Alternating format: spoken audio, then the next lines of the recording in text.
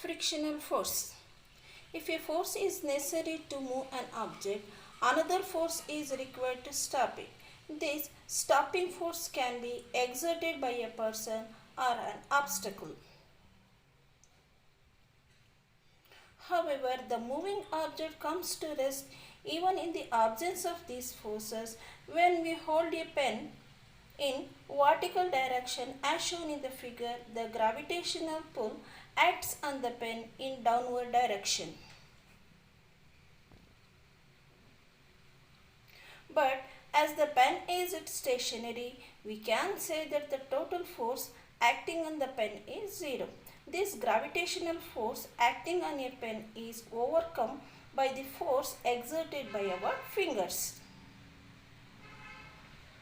Similarly, when we slide a book on a tabletop, it stops after moving a certain distance.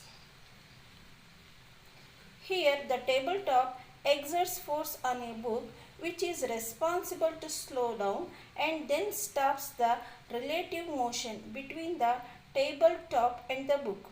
Friction plays a very important role in our daily lives. We are able to ride, walk, apply brakes to slow down the vehicles. The knots, fixed nails and screws makes women's clothes because of frictions. Force of friction not only tends to stop moving object, but it also tends to stop a stationary objects from moving. That's why it is difficult to move heavy box.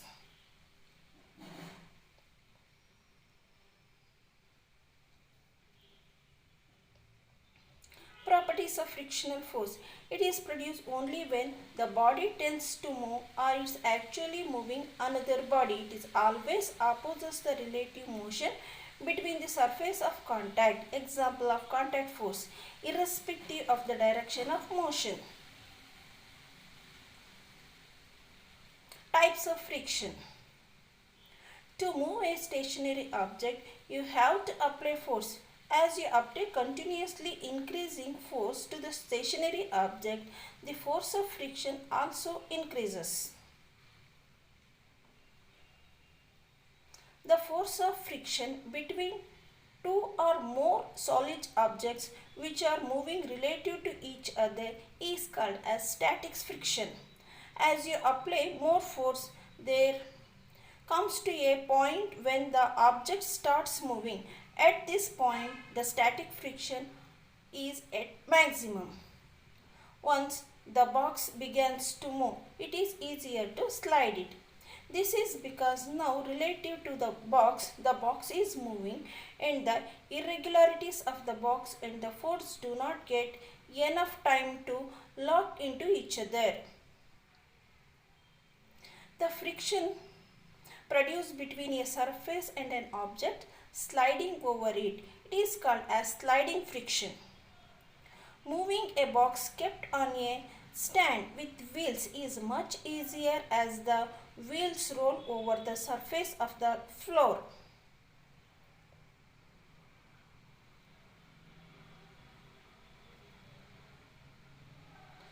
So it is easy to observe that the force required to start the motion of an object to move than the force required to continue to keep in its motion.